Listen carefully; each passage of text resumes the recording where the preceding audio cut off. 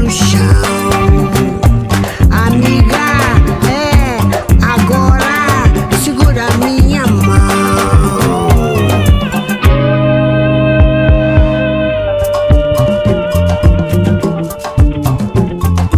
A minha jangada foi pro mar, pra minha jogada.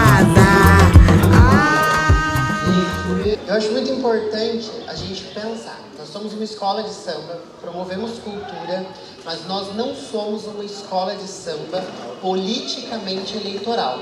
Então nós não estamos aqui para eleger ninguém. Nós somos uma escola de samba politicamente cultural. Então tudo que fere a nossa cultura, tudo que fere aquilo que é do nosso direito, tudo que fere aquilo que é contra a escola de samba, os ideais dela, que a gente acredita sobre cultura e educação, a gente vai discutir e a gente vai fazer política. Eles podem conversar em busca de um ideal que é lutar contra nós sabemos quem. Não precisamos falar o nome, mas nós sabemos contra quem a gente luta. O mais importante é sair dessa roda de conversa, dessa escola de samba, desse espaço, entendendo a opinião do outro, aceitando ou não, mas o principal, fazendo parceria, porque eu ainda vejo, e eu comento muito com a Cecília, os partidos que são de esquerda ou partidos que lutam por ideais de minoria, o grande defeito dele é a falta de união. Então vamos pensar nisso. Como que a gente pode olhar para o outro e juntar-se às nossas forças como a escola de samba faz? Acreditando em educação, acreditando em cultura, como processo de transformação da sociedade. E é isso que a gente espera de vocês.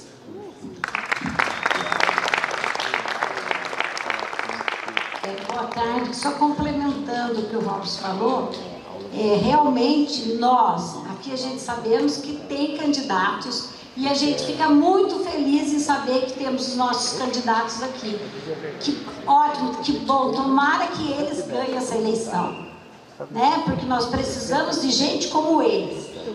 Todo mundo conhece, eu não vou falar para tem gente aqui que eu não conheço também, mas eu sei que nós estamos aqui hoje para um bem comum. Então a esquerda tem que se unir, gente. Se a gente não se unir agora, mal São Nicolau. Porque ou se une agora, porque para com esse negócio de não sei quem, depois não vai falar, não sei quem, não vai falar. Todos nós temos direito, nessa roda de conversa, nós vamos colocar tudo para fora. Gente, boa tarde, obrigado por vocês. E vamos à luta, porque nós precisamos estar unidos. Dá para entender isso? Unidos. E aqui são unidos do Parque Aeroporto. Mas qual que é a nossa ideia quando a gente pensou, né, concebeu esse festival? A gente pensou também em conversar e conceituar justamente esse período em que nós vivemos. Tá? Uma breve apresentação minha. Eu sou professor do Centro Paula Souza e da Rede Pública Estadual. Sou professor de Biologia, sou ambientalista e sou da Comissão Sociotransformadora da Diocese de Taubaté. Esse espaço para mim aqui é muito rico.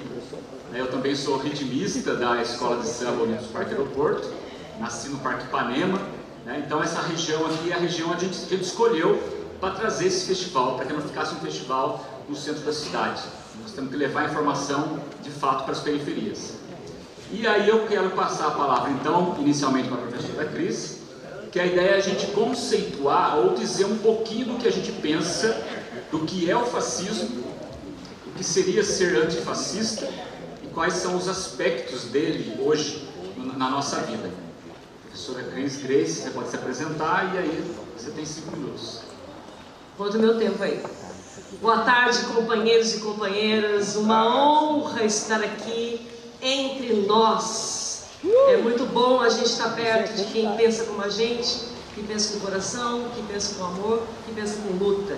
Primeiramente, para quem não me conhece, sou professora Cris Grace, sou professora há 30 anos, formada em História pela Universidade de Taubaté, Pedagogia pela Uniban e doutora em Educação pela PUC de São Paulo. Mas o que me forjou, de fato, para estar aqui foram os 30 anos de chão da escola da Rede Pública de Ensino. Primeiramente, queria muito agradecer aqui o presidente do meu partido, Salvador Fourier, e a toda a diretoria municipal do PT. Eu faço parte da executiva e é um prazer estar representando este partido neste encontro. Então, eu queria muito agradecer essa oportunidade. Eu penso o seguinte: o historiador, ele faz uma análise contextualizada dos fatos da sociedade. O professor de história, ele tem a obrigação de fazer com que os alunos tenham um olhar crítico para essa análise contextualizada. Mas talvez aquele que consegue dissecar como esses fatos atingem diretamente a população seja um sociólogo. Eu não sou socióloga, mas eu penso que o fascismo, me parece, não estou falando como especialista em sociologia, mas o fascismo parece ter um modus operandi. E esse modus operandi constrói uma história, constrói uma ideia que parte daquilo que a pessoa tem de mais especial dentro dela. Então atinge questões que são muito caras às pessoas. Quando se fala de Deus, quando se fala de pátria, quando se fala de família, para nós também, quem é Deus? O que Deus representa em sua parte espiritual? O que é a pátria? Por que nós estamos aqui na defesa da democracia? O que a família nos representa? As famílias mais diversas que nos representam.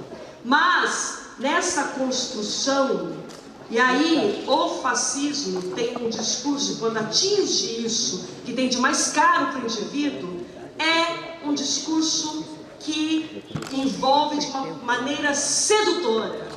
E a hora que seduz, a pessoa não vai só pela razão, ela vai pela razão e vai pelo coração. Então é um envolvimento tão intenso, porque o fascismo é visceral. Então quando ele atinge a pessoa, naquilo que a pessoa tinha de mais caro, ela se envolve de tal forma que quase que fica cega. Porque eu queria lembrar vocês o seguinte, eu vou fazer uma analogia rápida para o que vivemos agora no cotidiano da vida de cada um aqui. O que a gente precisa pensar é que nem todo indivíduo seduzido pelo fascismo é fascista. É fascista o sedutor. É contra ele que nós temos que lutar. É contra esse sedutor que a gente tem que, no caso, desconstruir. Mas desconstruir o discurso, quando a pessoa está seduzida, é muito mais difícil. Então, este momento, a gente vai fazer, claro, a gente precisa e pode teorizar o fascismo, é importante que a gente leia, que a gente conheça, que a gente entenda como o fascismo se instalou, tanto no Brasil quanto fora dele, em todos os períodos históricos. Isso é importante para a gente ter embasamento para combater. Mas a gente precisa fazer uma analogia hoje do cotidiano, como é que está hoje? Como é que está aqui na sua vida, no seu vizinho, na sua cidade, naquele que você encontra, quando você vai para a praça e alguém te xinga porque você está com a camiseta do PSOL, ou com essa camiseta do PT, enfim. Este momento, porque a hora que a fome bate, a hora que a dificuldade bate, é um momento que a sedução diminui. E é nesse momento que é preciso fazer a desconstrução do discurso. Na minha opinião, no cotidiano, para a gente não só ficar na teoria, e como é que eu faço isso agora? Porque é agora, eu estava falando com os companheiros ali, e com a companheira ali, que hora que chega 2 de outubro? Porque cada dia que você acorda é uma ansiedade que te invade, e aí você tem que respirar para seguir na luta. Então, quando é que esse pesadelo vai acabar? Então, até lá, é preciso que encaremos esse indivíduo que foi seduzido por esse discurso, não como um fascista, mas aquele que se enganou na sedução, e no espaço que você tiver, atue. Eu vou dar a minha opinião pessoal. Vir, para encerrar, vir num momento como este, na nossa querida e conservadora Taubaté, encontrar companheiros e companheiras que pensam como a gente pensa, que também estão na defesa da democracia, do Estado Democrático de Direito, e também estão acordando todo dia ansiosos, como cada um aqui. É este momento que a gente se alimenta de força, que a gente se alimenta de energia, que a gente se alimenta de garra para continuar lutando até o dia 2 de outubro, para esse pesadelo terminar, mas também a partir dele na reconstrução daquilo que nós mais caro, que é a democracia. Obrigada.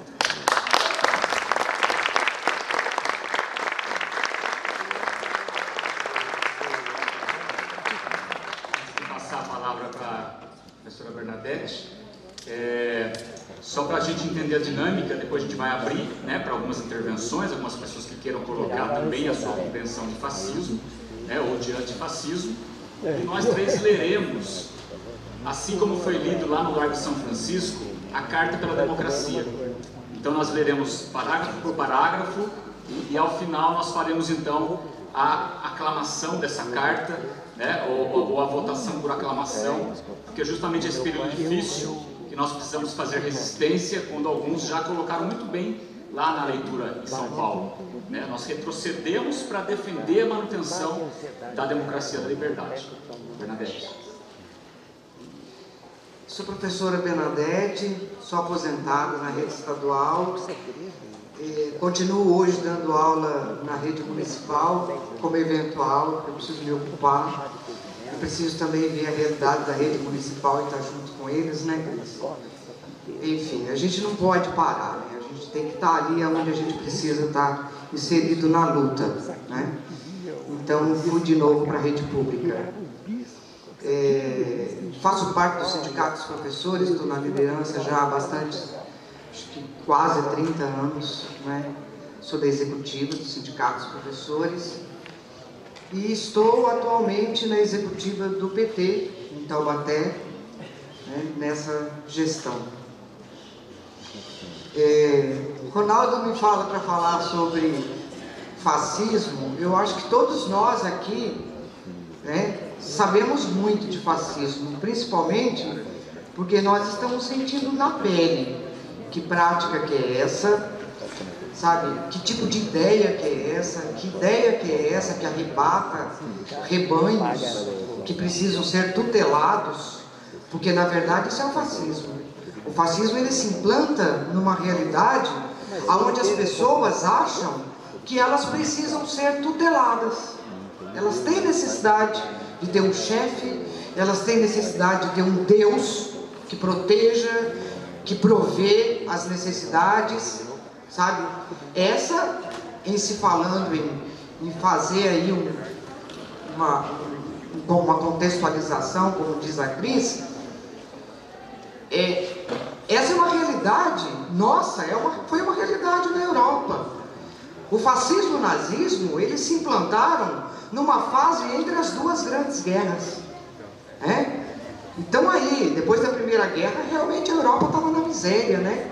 O povo estava desesperado, estava todo mundo desesperado. O desemprego tomava conta de tudo, a fome tomava conta, né? Aquele povo queria alguém forte, né?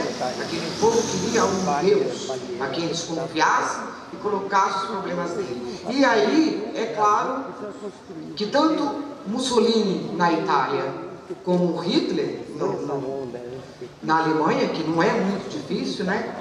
Eles implantaram então essa ideia que muita gente achou que não pegava muito e que na verdade era como um governo qualquer ou como um outro que o salvaria e tal, e deu no que deu, e deu também no que deu no Brasil, porque nós estamos num governo fascista. Esse povo que elegeu a maioria, nós sabemos, né? Eu quero aqui reforçar o que a Cris falou. O sujeito é fascista, mas aquele povo não é fascista. Mas aquele povo precisa dessa ideia e ele vai atrás e acaba elegendo um fascista e acaba indo atrás, né? Deu no que deu na Alemanha, quando infelizmente tivemos a crueldade maior da história, que foi o Holocausto, né? Mas esses regimes todos, né, que são fascistas, que governam pela força, né, que a gente chama de regimes totalitários, porque governa pela força bruta, onde eles têm o poder total, né? Que tem aí todas as suas características, que é a personificação do chefe, o endeusamento do chefe. O chefe é um deus, né? Aí a mulher do homem vem falando esses dias aí que o Bolsonaro é um deus, né? Que só teve demônio lá até agora, no entanto, entrou um Deus que vai salvar. E vocês precisam acreditar que esse homem continua entrando. Quer dizer, é um perigo isso para pessoas que precisam ser tuteladas e acham que precisam ser. Então é aí que eu acho, é nessa realidade que nós devemos atuar, sim. Se um colega meu falava para mim, Bernadette, nós precisamos ir lá no meio da massa, nem que a gente não aguente mais, nem que a gente não suporte, nem que a gente não tenha paciência, nem saco histórico, mas nós precisamos estar lá para tentar reverter essa ideia. Que é verdade, gente, é verdade, porque de nós para nós, e de nós por nós, o tempo todo, sabe, a gente não vai muito longe, infelizmente, e a gente fica agonizando, sabe, nesse absurdo que está aí, né? E oxalá, realmente, essas forças todas que estão se juntando, né, acabem com essa realidade aí, que é a proposta de Brasil que nós temos aí, é a proposta contra o fascismo, é a proposta contra a força bruta, que trata a LGBT, que trata a pessoa, que trata a cultura, que trata os pobres dessa forma, sabe? É a força diferente, né? Eu acho que nós temos que trabalhar muito para colocar esse projeto de Brasil, esse projeto de vida no lugar do que está aí. É isso, gente, que eu tenho que falar para vocês.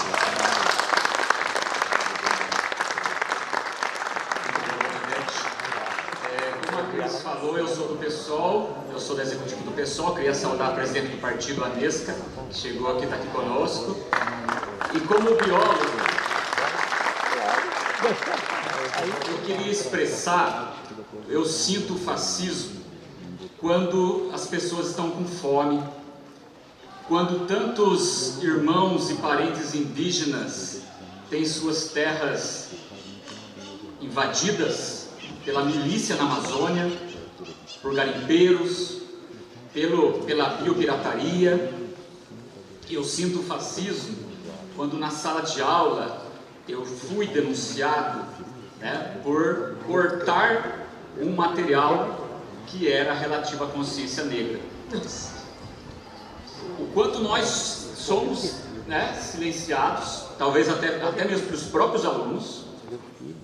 E hoje, né, lá na praça, alguém tentou me silenciar, tentou me oprimir, tentou me acuar, na mais pura expressão do autoritarismo, do pensamento único, impedindo a liberdade de expressão e de opinião. Mas não é aquela liberdade de expressão de opinião que eles lá defendem, que é dizer, que é falar, que é publicar mentiras, as fake news, que o nosso povo caiu, infelizmente. E aí de novo, né, essa família, esse grande exército de robôs, de robotizados, que vão tentar, mais uma vez, manter o poder a qualquer custo. Vamos abrir então agora, né? Quem de repente quiser se pronunciar, né, para que não fique uma coisa muito maçante, né? Aí nós temos um microfone tá ali com a Dalgisa, o André vai também. Vou deixar você falar, tá bom? Acho que vamos fazer uma provocação, né? A partir do momento do que entendemos sobre fascismo, né? Alguém aqui tem uma experiência, o Ronaldo acabou de contar um que aconteceu hoje, na praça, no centro de Taubaté, uma cidade que teoricamente é uma cidade grande, né? Que não deveria ser tão conservadora, mas nós estamos aí numa situação inversa, né? Alguém tem alguma experiência para contar aqui que entenda como o fascismo? O microfone está aberto, a Dalgisa está aí. Levanta a mão. Everton, vamos lá. Sempre alguém é pra cima. Eu acho que a gente precisa, gente, ter mais momentos como esse e de imaginar que o Brasil, a maior parte da existência do Brasil, desde a invasão pelos portugueses, foram períodos fascistas. O período de escravidão, 353 anos, e o período da ditadura militar, mais 21 anos. Então nós temos maior parte do tempo períodos fascistas, e nós estamos entrando desde 2018 no terceiro período fascista, que é comandado pela eleição do senhor, que não vou dizer o nome, mas nós sabemos bem quem é. Então, mas isso tem a ver com as pessoas que pensar sobre como que se forma esse fascismo. Primeiro, é uma relação o capitalismo constrói a questão do comércio, a questão do mercantil, a questão da mercantilização das pessoas, do pensamento, mercantilização de tudo. Então o capitalismo cria o fascismo, precisa do fascismo para existir. Toda vez que o capitalismo entra em crise, vem um período para resolver isso através do fascismo. Então nós temos que falar mais sobre isso. Nós falamos pouco sobre o capitalismo. Aliás, nós paramos de falar sobre isso, porque nós fomos envolvidos por esse sistema. Nós estamos dentro dele também e somos infectados por essa ideia do capitalismo. E aí nós acreditamos também que nós resolvemos tudo pela eleição. Um outro grande erro nosso. Quando a gente acredita que tudo se resolve por um Estado que tem o fascismo dentro, e nós vimos isso contra o Lula, a gente está vendo isso agora, e nós vimos agora recentemente contra um jovem negro que foi perseguido pelo fascismo em Curitiba e foi caçado, e que parte da esquerda, companheiros, aprovou isso contra Renato Freitas. Nós temos exemplos aqui na região do Vale do Paraíba, e nós aceitamos isso calados. Enquanto a gente fizer isso, nós não vamos vencer o fascismo. Não vamos, nós vamos sempre ser comandados e controlados pelo fascismo. Então eu gostaria, gente, que a gente pudesse falar mais sobre isso. Aonde não há debate, aonde não há diálogo, é justamente aqui. No dia 2 de outubro, nós temos uma grande oportunidade de enfraquecer o fascismo, mas não derrotá-lo, enfraquecê-lo. E nós precisamos colocar mais energia, muito mais energia do que a gente está colocando, na ideia de que nós temos que derrotar esse atual presidente da República, que é um fascista.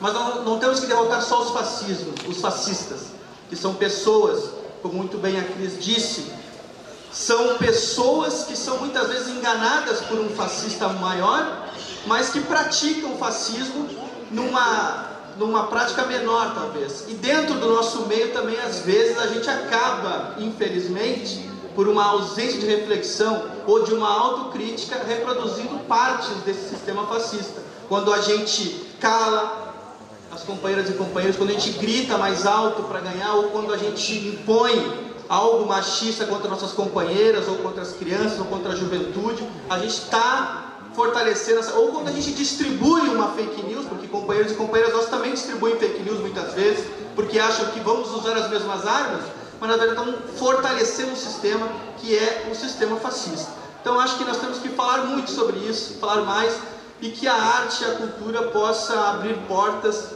maiores do que a gente tem conseguido com essas rodas de conversa, mas que essas rodas de conversa são fundamentais. Então, gente, vamos falar. Valeu! Quero fazer uma perguntinha para vocês.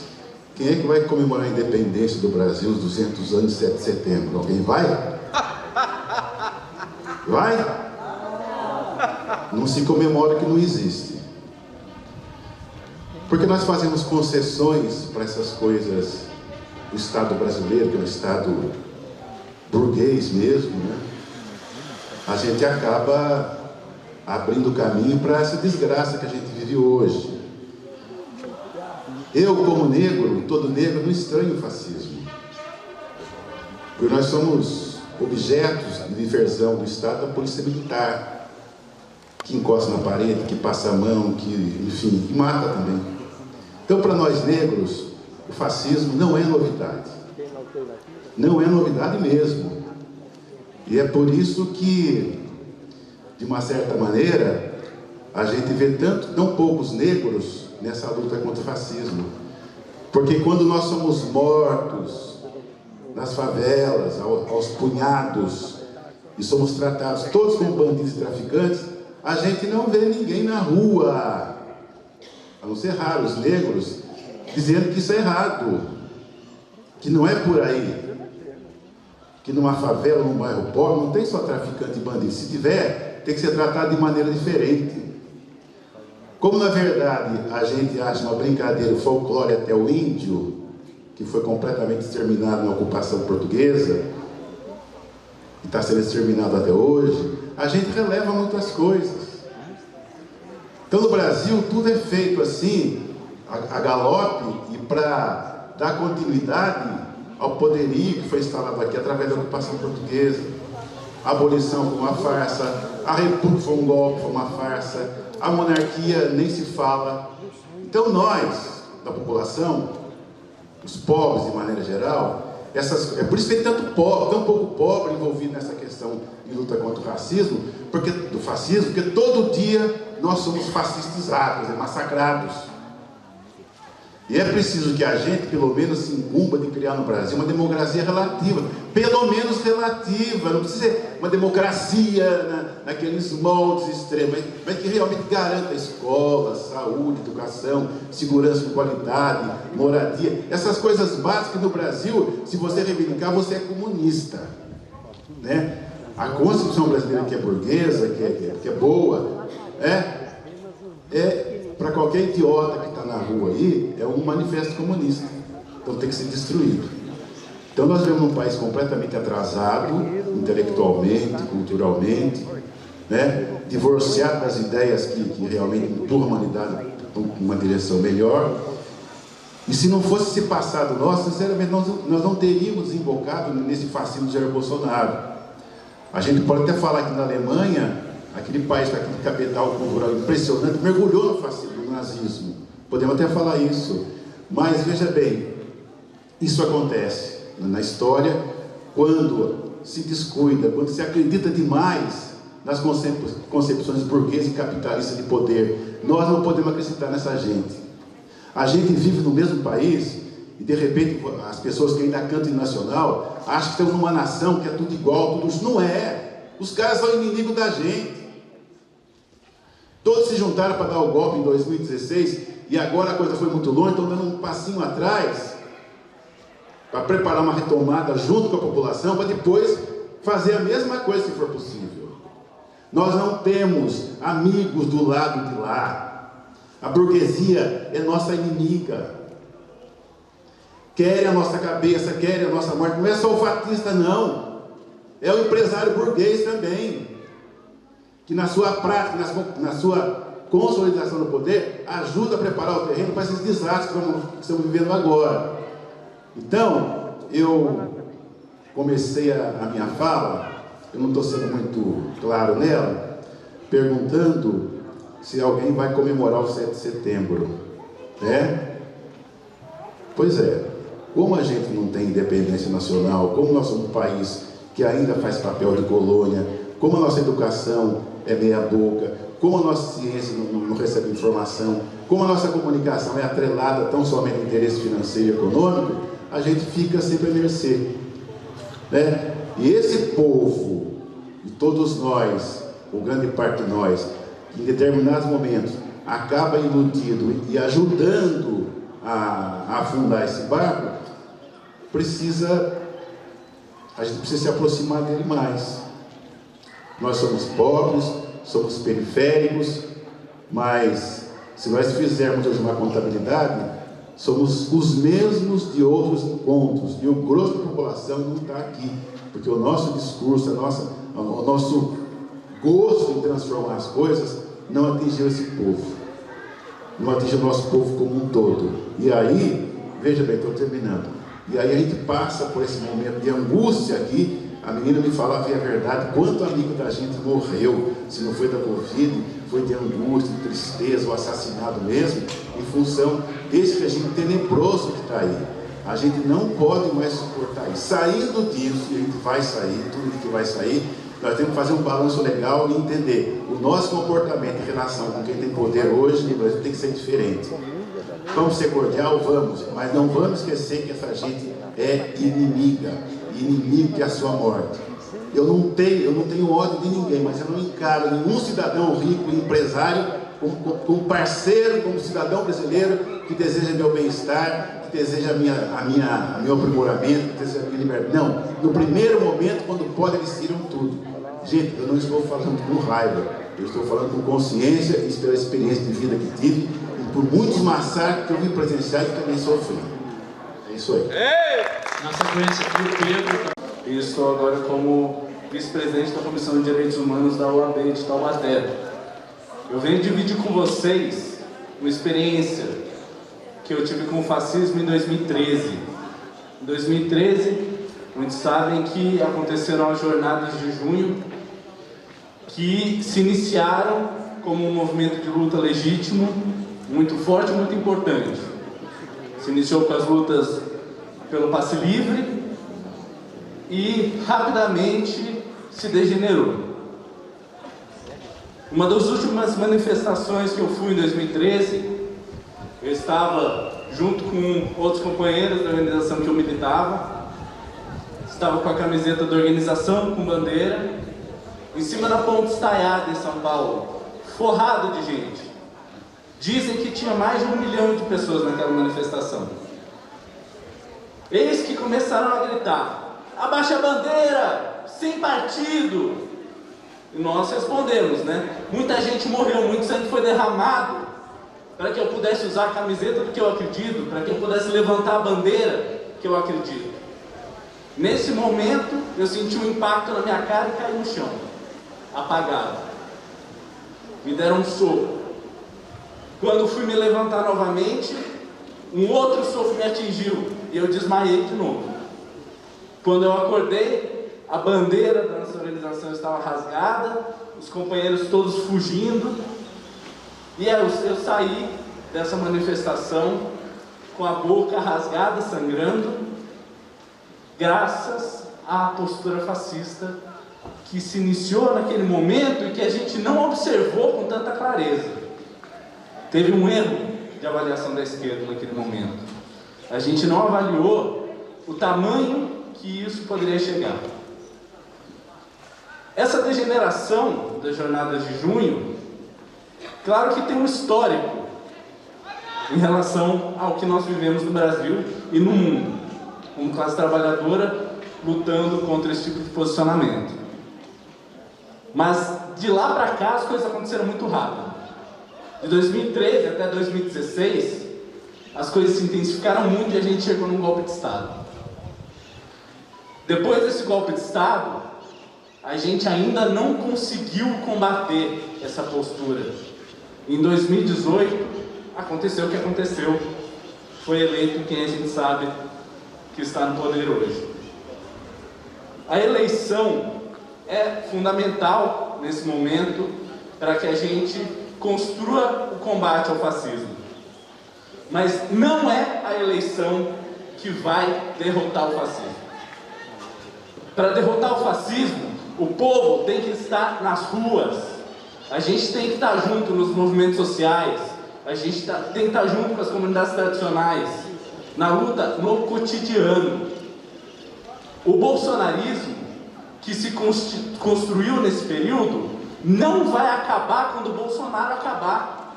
Infelizmente, Bolsonaro vai acabar. A gente sabe disso, a gente vai destruir Bolsonaro.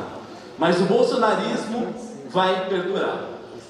E a nossa luta contra o bolsonarismo, representante atual do fascismo brasileiro, tem que se intensificar nas ruas cotidianamente.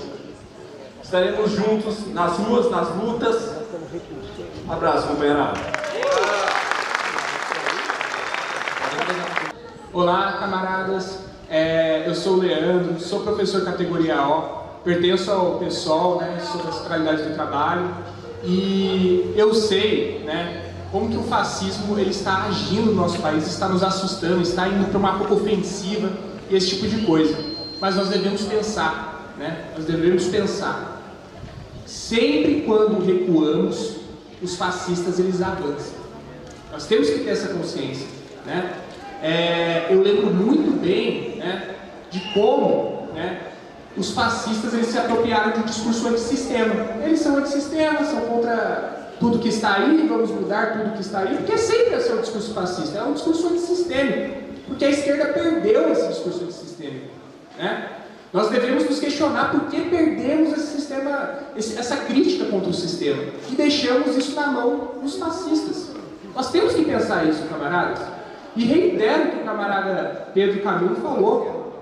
Não é com a eleição que se derrota o fascismo. A história é clara. É com a organização da classe trabalhadora. É com a organização dos sindicatos. É com a organização do movimento camponês que a gente destrói o fascismo, né? É assim que nós sempre destruímos o fascismo na história. E, gente, nós temos que entender uma coisa.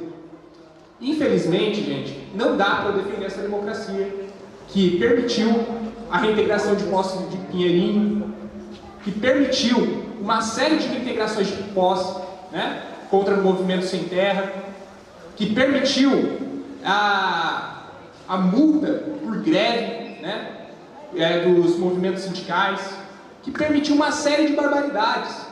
Nós precisamos lutar por uma nova democracia, camaradas. Uma democracia que represente as classes marginalizadas, a classe trabalhadora, que represente as massas de fato, não represente o interesse empresarial, do latifúndio, desses setores das multinacionais. Não devemos permitir que esse tipo de coisa aconteça, porque senão o monopólio do discurso antissistema vai continuar nas mãos do bolsonarismo. E nós devemos questionar muita coisa, gente, porque essa democracia nossa não conseguiu impedir que Bolsonaro chegasse ao poder, não conseguiu impedir que militares usassem do clube militar para planejar golpe, não conseguiu permitir esse tipo de coisa, né? O general Heleno, o Braga Neto, que hoje são os cabeças, né, do governo Bolsonaro, eles ascenderam quando, camaradas? Em governos que e eu não vejo culpa, não vou culpabilizar ninguém, mas foram governos que eram progressistas e não perceberam como que esse movimento estava se articulando, né? Gente, eles só conseguiram ter o espaço que eles tiveram porque nós deixamos o discurso antissistema e porque nós recuamos. Nós não devemos mais recuar para fascista. Nós devemos avançar e sempre avançar contra fascista para combater esses fascistas que destroem a nossa nação, que destroem, que fazem genocídio nas comunidades negras, que fazem genocídio a partir da intransigência, da anticiência, por conta da pandemia. Nós não devemos permitir que esse tipo de coisa aconteça. Se nós permitirmos que esse tipo de coisa aconteça, se nós recuamos, os fascistas vão avançar. Eles são assim. Essa gente só recua com medo. O medo da classe organizada. Infelizmente é assim como eles recuam. Eles não recuam quando a gente dá concessão. Se a gente dá concessão para eles aqui e ali, eles avançam. Sempre é assim. Sempre foi assim na nossa história. Então, vamos combater o fascista com a organização da classe trabalhadora. E claro, a derrota do Bolsonaro vai ser muito importante para que a gente consiga fazer esse tipo de coisa. Mas nós devemos lembrar que o discurso antissistema tem que estar nas nossas mãos. O discurso contra essa ordem que privilegia rico, que privilegia burguês, tem que estar nas nossas mãos, não em mão de fascista. Porque senão, gente, eles vão ganhar de novo. Eles vão ganhar de novo. Ganhando a eleição, não ganhando, o Bolsonaro vai estar lá, esperando qualquer sinal de fraqueza que a gente tenha, né, para conseguir se solidificar. Então é isso, camaradas. Eu agradeço muito pelo empenho de quem organizou o evento, né? E vamos nessa, vamos avançar para conseguir combater o fascismo e construir uma independência da classe trabalhadora para que a gente consiga vencer esses fascistas.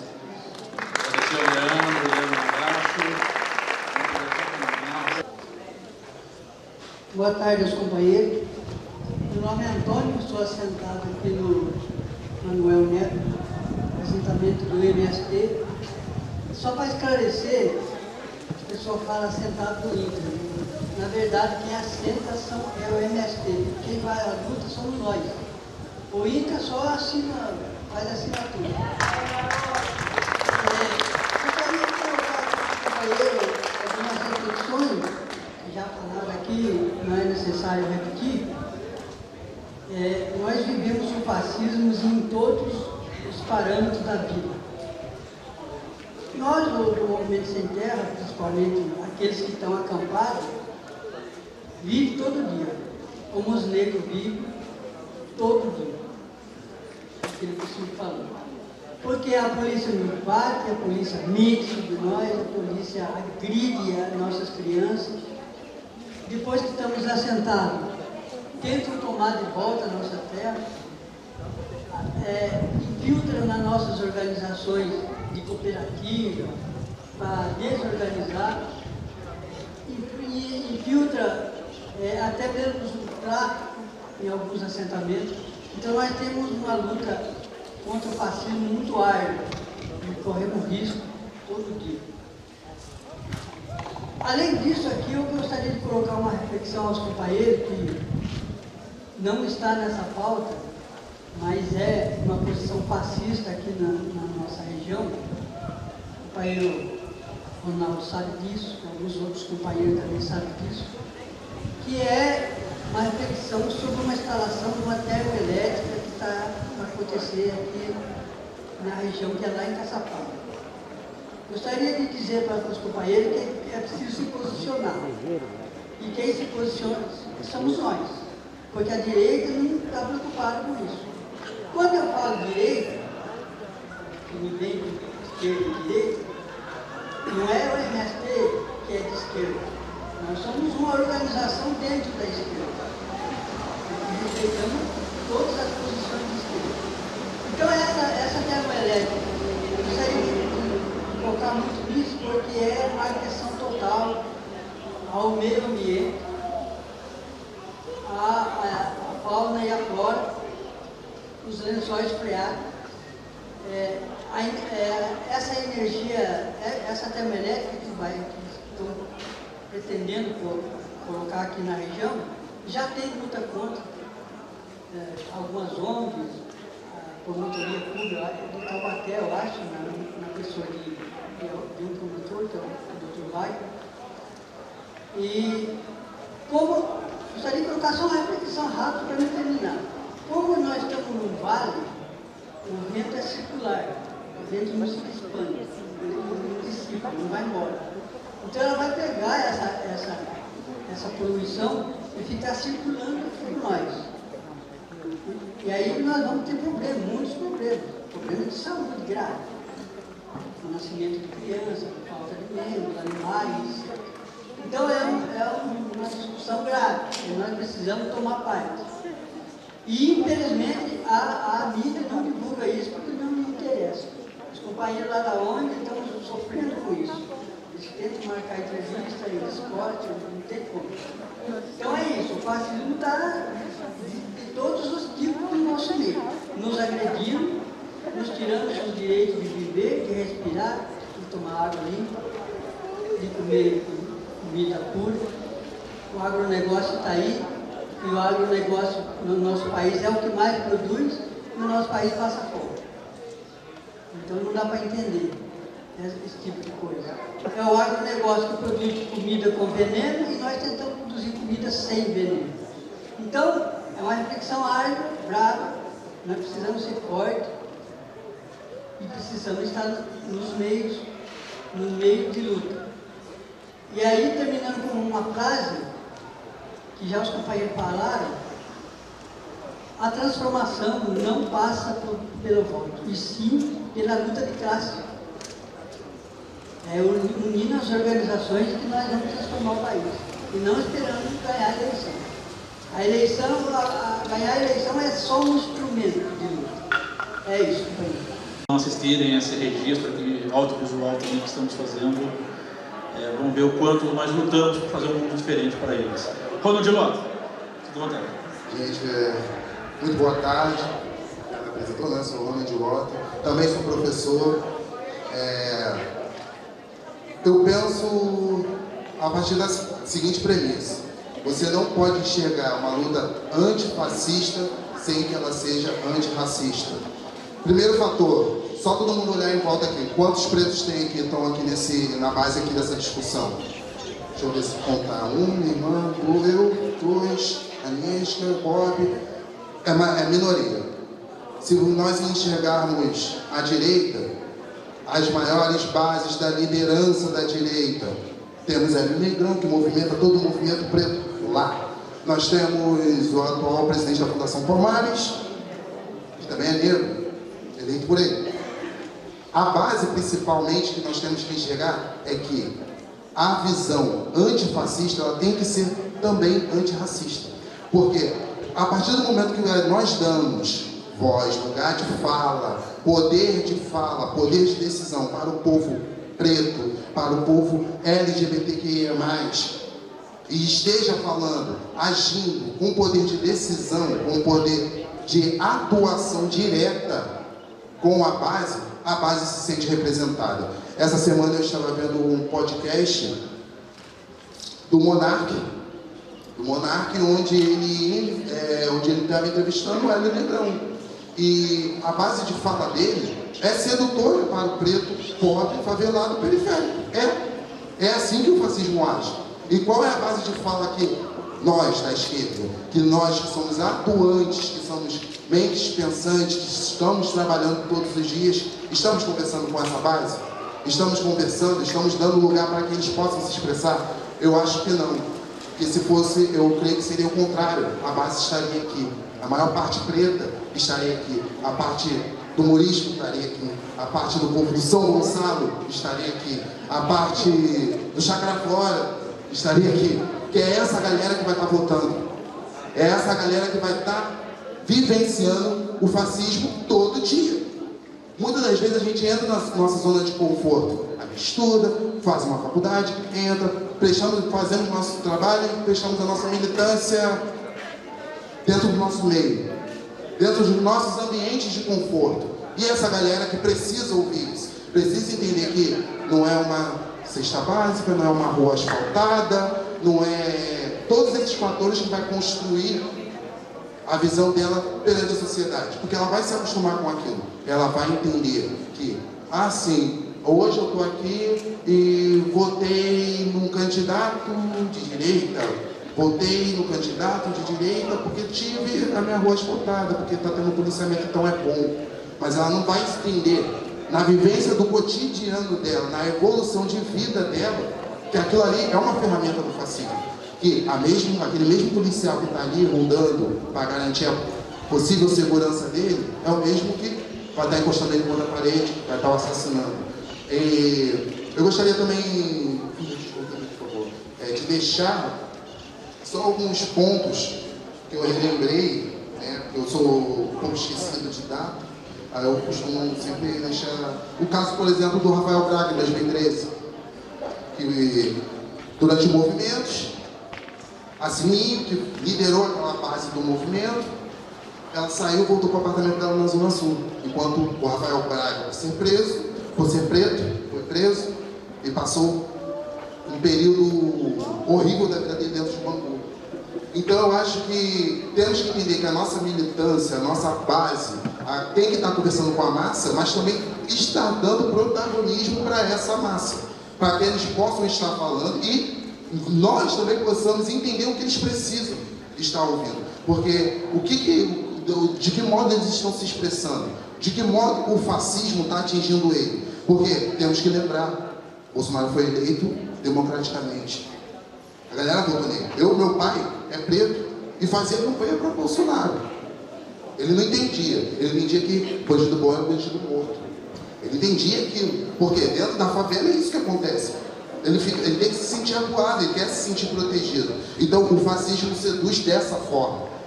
O povo preto, periférico, é seduzido dessa forma. Tivemos em Salvador, e em Salvador, o marketing do sangue no jornal é cotidiano, é o tempo todo.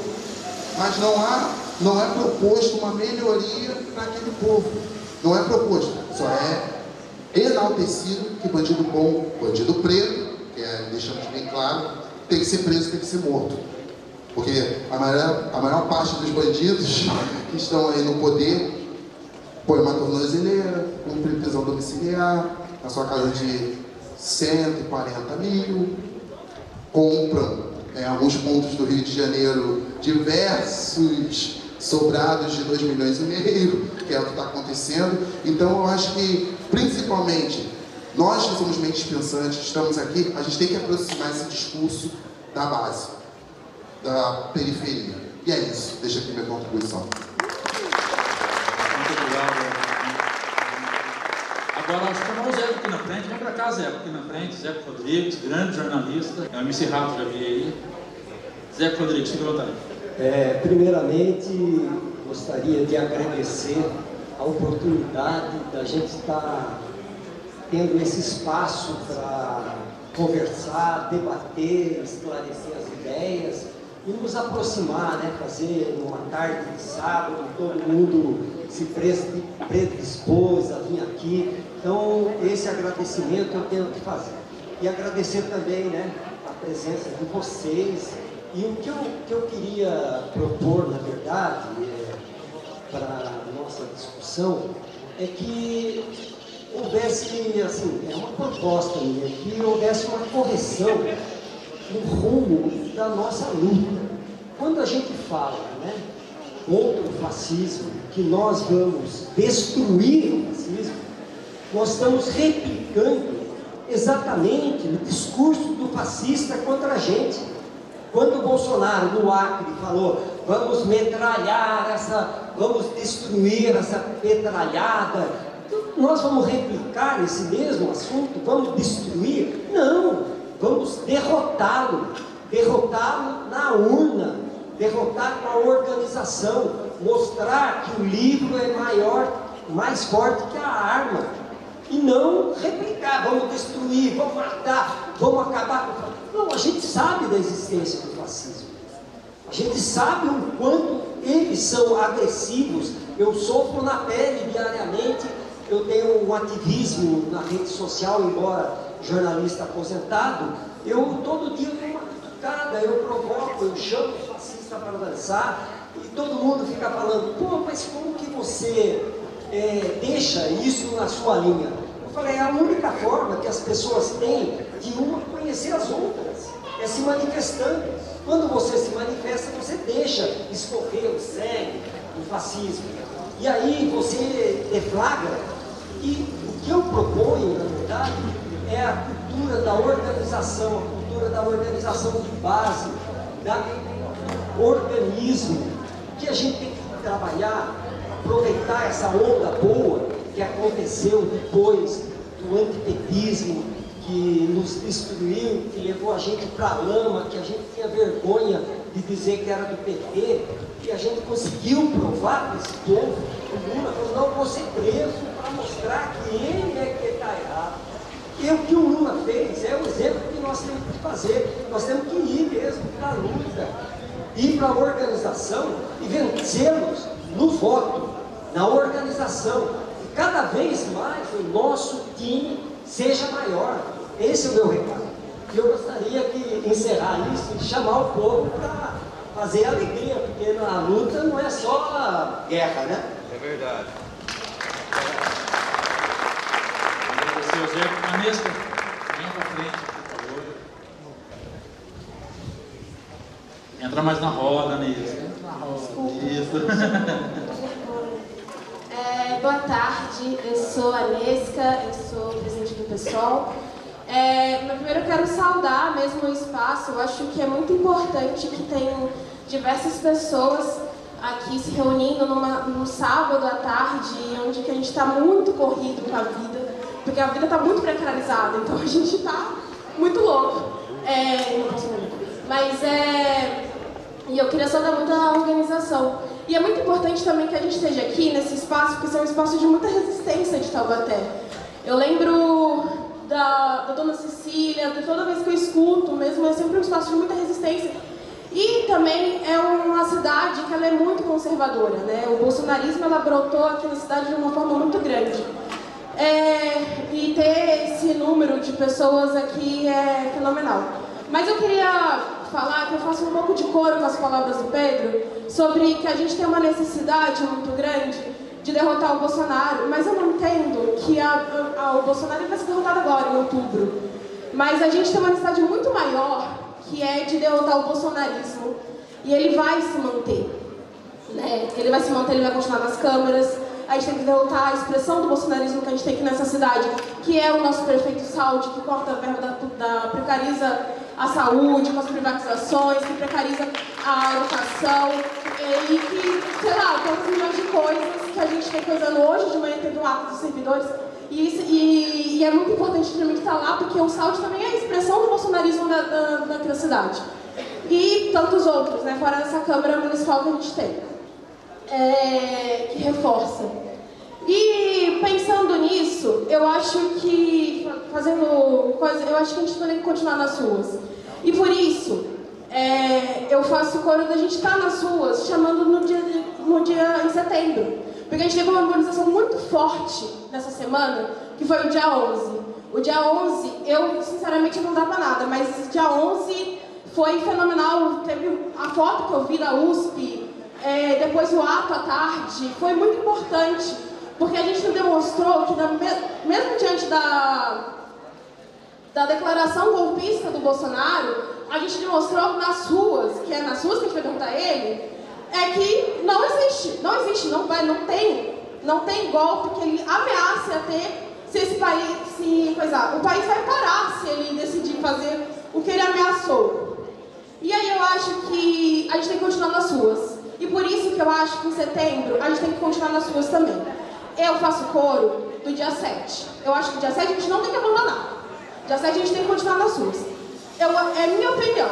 Estamos discutindo, enquanto organizações, o que a gente chama. Mas eu acho realmente que em setembro, e para além de outubro, e para além de novembro, no ano que vem, porque o ano que vem a gente não vai deixar de ter o bolsonarismo no governo. Temos os deputados, né, gente? E o Bolsonaro vai vir forte. Mas enfim.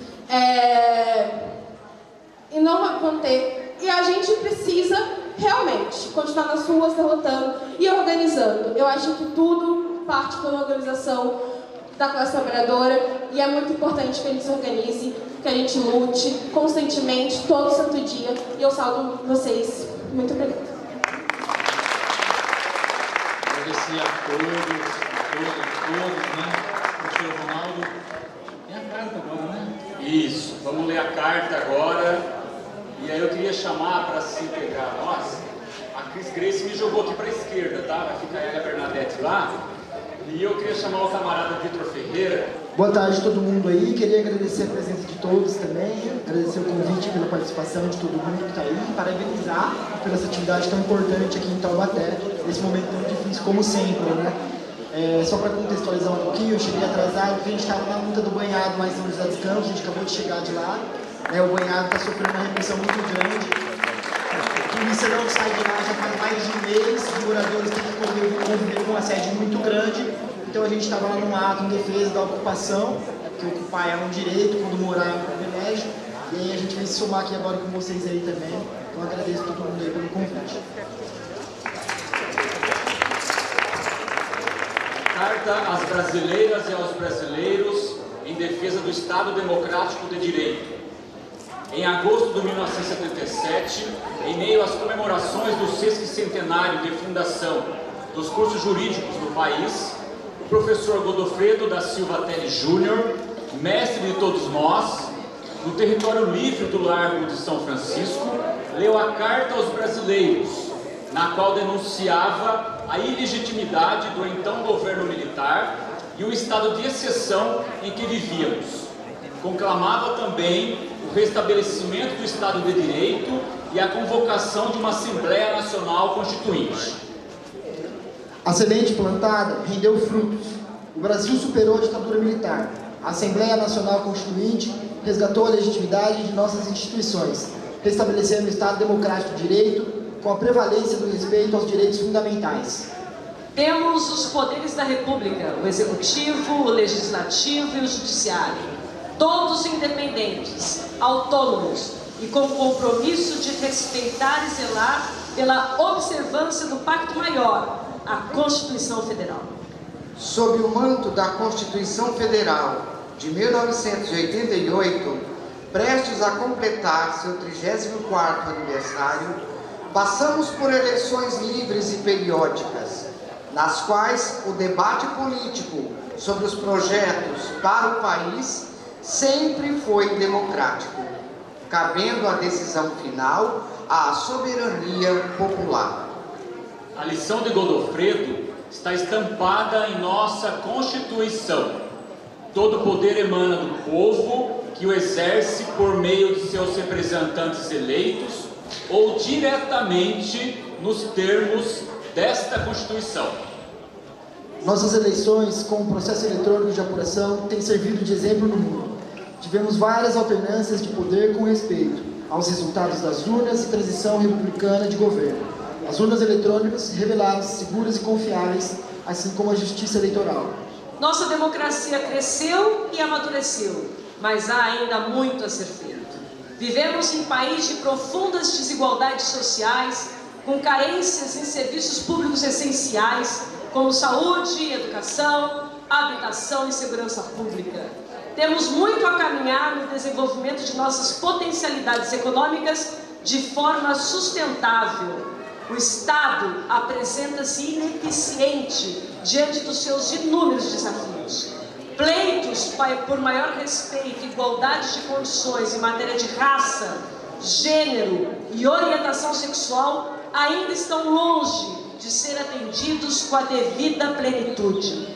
Nos próximos dias, em meio a estes desafios, teremos o início da campanha eleitoral para a renovação dos mandatos dos legislativos e executivos estaduais e federais. Neste momento, deveríamos ter o ápice da democracia com a disputa entre os vários projetos políticos visando convencer o eleitorado da melhor proposta para os rumos do país nos próximos anos. Ao invés de uma festa cívica, estamos passando por um momento de imenso perigo para a normalidade democrática. Risco às instituições da República e insinuações de desacato ao resultado das eleições. Ataques infundados e desacompanhados de provas questionam a lisura do processo eleitoral e o Estado democrático de direito tão duramente conquistado pela sociedade brasileira. São intoleráveis as ameaças aos demais poderes e setores da sociedade civil e a incitação à violência e à ruptura da ordem constitucional. Assistimos recentemente a desvarios autoritários que puseram em risco a secular democracia norte-americana. Lá, as tentativas de desestabilizar a democracia e a confiança do povo na lisura das eleições não tiveram êxito. Aqui também não terão. Nossa consciência cívica é muito maior do que imaginam os adversários da democracia. Sabemos deixar ao lado divergências menores em prol de algo muito maior, a defesa da ordem democrática. Imbuídos do espírito cívico que lastreou a Carta aos Brasileiros em 1977 e reunidos no mesmo território livre do Largo de São Francisco, nós, no mesmo território livre da Unidos do Parque Aeroporto, independentemente da preferência eleitoral partidária de cada um, clamamos às brasileiras e brasileiros a ficarem alertas na defesa da democracia e do respeito ao resultado das eleições. No Brasil atual, não há mais espaço para retrocessos autoritários. Ditadura e tortura pertencem ao passado. A solução dos imensos desafios da sociedade brasileira passa necessariamente pelo respeito ao resultado das eleições. Em vigília cívica contra as tentativas de rupturas, bradamos de forma uníssona: Estado democrático de direito sempre! Fora!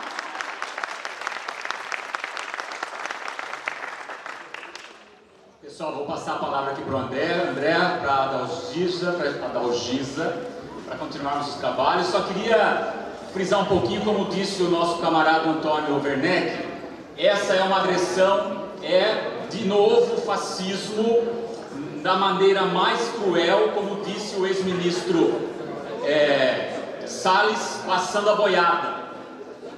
Uma termoelétrica deve estar se instalando em Caçapava, a maior termoelétrica da América Latina, 250 mil metros quadrados, vai consumir 100 mil litros de água por hora do lençol freático, e o Vale do Paraíba não dispersa poluente por conta das duas cadeias de montanhas. É um projeto extremamente danoso para a qualidade de vida, para a saúde da nossa população. Convido todos vocês, vão estar nas redes, dia 25 de agosto, 19 horas, uma reunião pública do Lar Santa Verônica em Taubaté. Nós vamos fazer a resistência Termoelétrica do Vale, não. Ronaldo, me permite uma despedida? Sim, André? Gente, eu só queria deixar um abraço, companheiros e companheiras, e uma última frase. Vamos à luta. Valeu.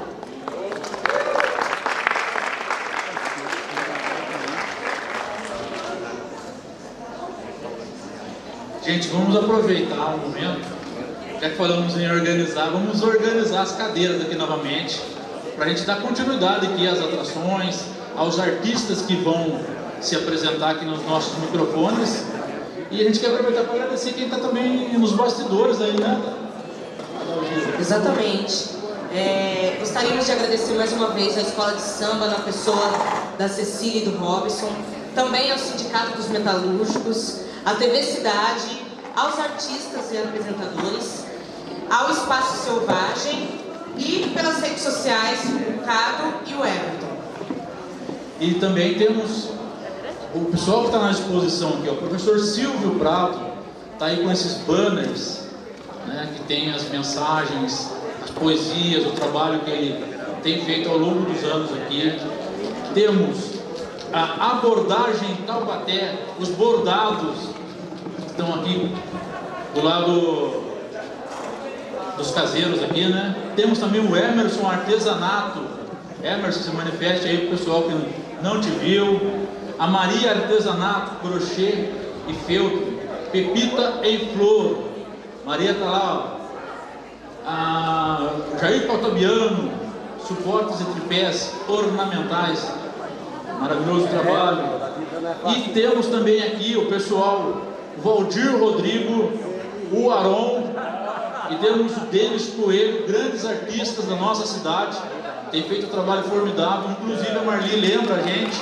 Estamos passando aqui um chapéu, gente, né, para poder cotizar aí as tintas que estão usando aqui, deixando como legado para toda a comunidade do Parque Aeroporto esse trabalho magnífico.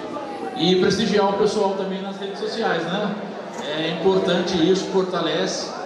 E eu quero até lembrar que durante a pandemia, o Valdir, o Aron, eles pintaram quadros, vários quadros por dia, para trocar por cesta básica e ajudar as pessoas que mais necessitavam. Então a gente tem que reconhecer isso e registrar.